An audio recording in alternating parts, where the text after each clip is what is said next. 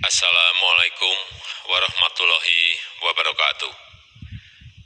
Bapak Ibu, saudara-saudara sebangsa setanah air,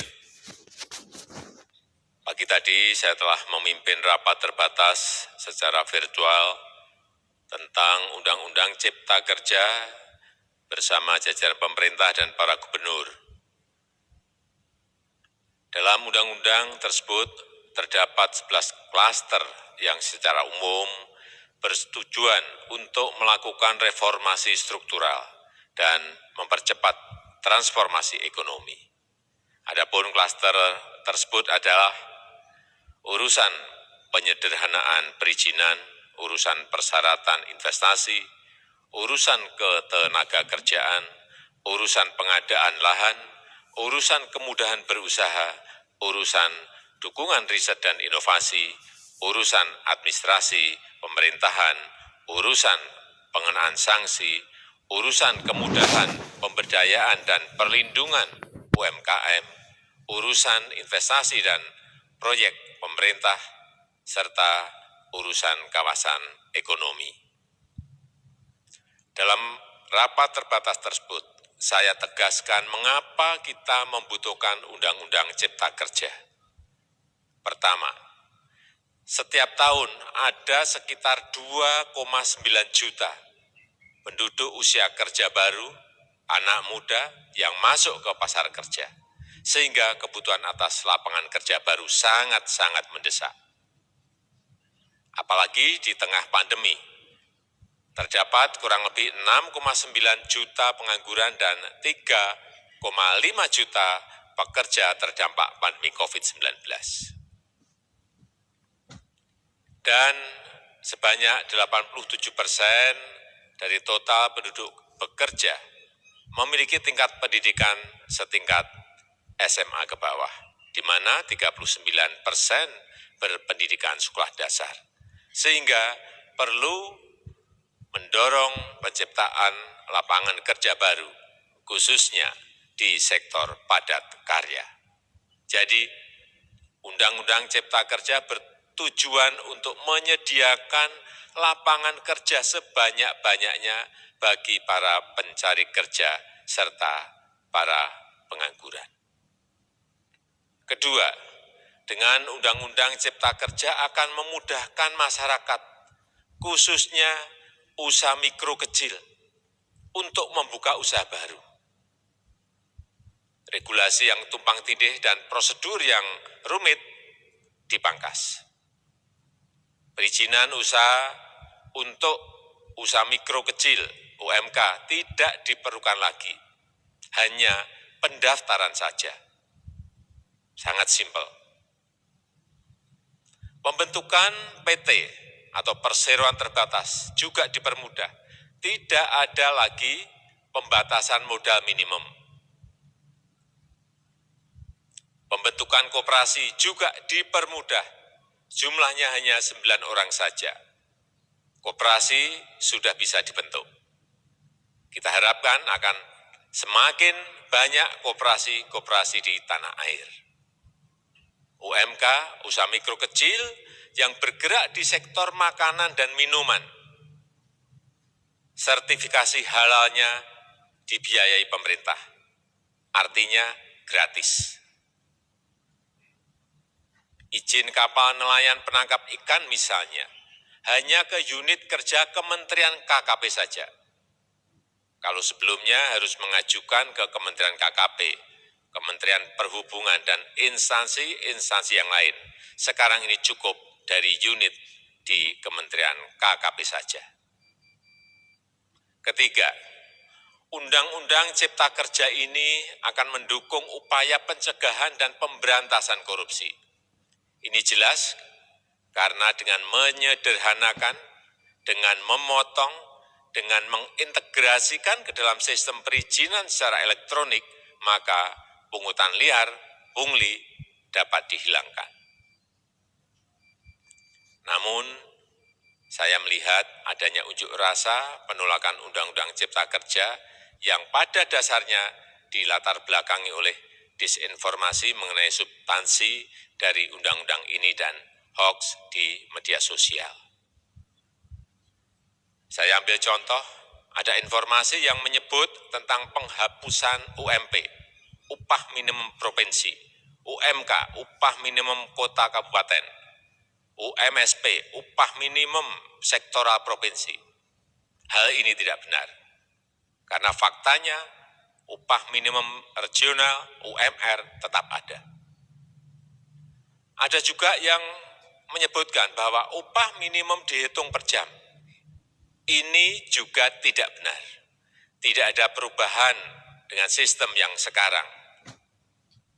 Upah bisa dihitung berdasarkan waktu dan berdasarkan hasil.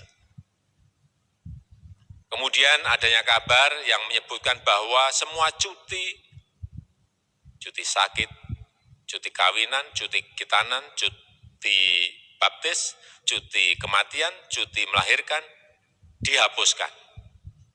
Dan tidak ada kompensasinya. Saya tegaskan juga ini tidak benar. Hak cuti tetap ada dan dijamin. Kemudian apakah perusahaan bisa mem-PHK kapanpun secara sepihak? Ini juga tidak benar. Yang benar, perusahaan tidak bisa mem-PHK secara sepihak. Kemudian juga pertanyaan mengenai benarkah jaminan sosial dan kesejahteraan lainnya hilang. Yang benar, jaminan sosial tetap ada. Yang juga sering diberitakan tidak benar adalah mengenai dihapusnya AMDAL, analisis mengenai dampak lingkungan. Itu juga tidak benar. AMDAL tetap ada. Bagi industri besar harus studi AMDAL yang ketat. Tetapi bagi UMKM lebih ditekankan pada pendampingan dan pengawasan. Ada juga berita mengenai Undang-Undang Cipta Kerja ini mendorong komersialisasi pendidikan. Ini juga tidak benar. Karena yang diatur hanyalah pendidikan formal di kawasan ekonomi khusus, di KEK. Sedangkan perizinan pendidikan tidak diatur di dalam Undang-Undang Cipta Kerja ini. Apalagi perizinan untuk pendidikan di pondok pesantren. Itu tidak diatur sama sekali dalam Undang-Undang Cipta Kerja ini. Dan aturannya yang selama ini ada tetap berlaku. Kemudian diberitakan bahwa keberadaan bank tanah. Bank tanah ini diperlukan untuk menjamin kepentingan umum, kepentingan sosial, kepentingan pembangunan nasional, pemerataan ekonomi, dan konsolidasi lahan serta reforma agraria. Ini sangat penting untuk menjamin akses masyarakat terhadap kepemilikan tanah, kepemilikan lahan. Dan kita selama ini tidak memiliki bank tanah. Saya tegaskan juga bahwa Undang-Undang Cipta Kerja ini tidak melakukan resentralisasi kewenangan dari pemerintah daerah ke pemerintah pusat. Tidak ada. Perizinan berusaha dan pengawasannya tetap dilakukan oleh pemerintah daerah sesuai dengan NSPK, norma, standar, prosedur, dan kriteria yang ditetapkan pemerintah pusat. Ini agar dapat tercipta standar pelayanan yang baik di seluruh daerah dan penetapan NSPK ini dapat nanti akan diatur di dalam PP atau peraturan pemerintah. Selain itu, kewenangan perizinan untuk non-perizinan berusaha tetap ada di Pemda, sehingga tidak ada perubahan. Bahkan kita melakukan penyederhanaan, melakukan standarisasi jenis dan prosedur berusaha di daerah. Dan perizinan berusaha di daerah diberikan batas waktu. Ini yang penting di sini. Jadi ada service level of agreement. Permohonan perizinan dianggap disetujui bila batas waktu telah terlewati. Saya perlu tegaskan pula bahwa Undang-Undang Cipta Kerja ini memerlukan banyak sekali peraturan pemerintah atau PP dan peraturan presiden atau Perpres. Jadi setelah ini akan muncul PP dan Perpres yang akan kita selesaikan paling lambat 3 bulan setelah diundangkan. Kita pemerintah membuka dan mengundang masukan-masukan dari masyarakat dan masih terbuka usulan-usulan dan masukan dari daerah-daerah. Pemerintah berkeyakinan melalui Undang-Undang Cipta Kerja ini jutaan pekerja dapat memperbaiki kehidupannya dan juga penghidupan bagi keluarga mereka. Dan kalau masih ada, jika masih ada ketidakpuasan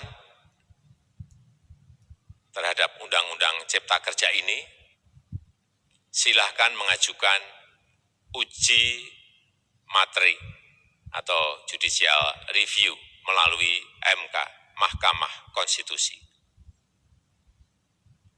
Sistem ketatanegaraan kita memang mengatakan seperti itu. Jadi, kalau masih ada yang tidak puas dan menolak, silahkan diajukan uji materi ke MK. Saya rasa itu yang bisa saya sampaikan pada kesempatan yang baik ini. Terima kasih. Wassalamualaikum warahmatullahi wabarakatuh.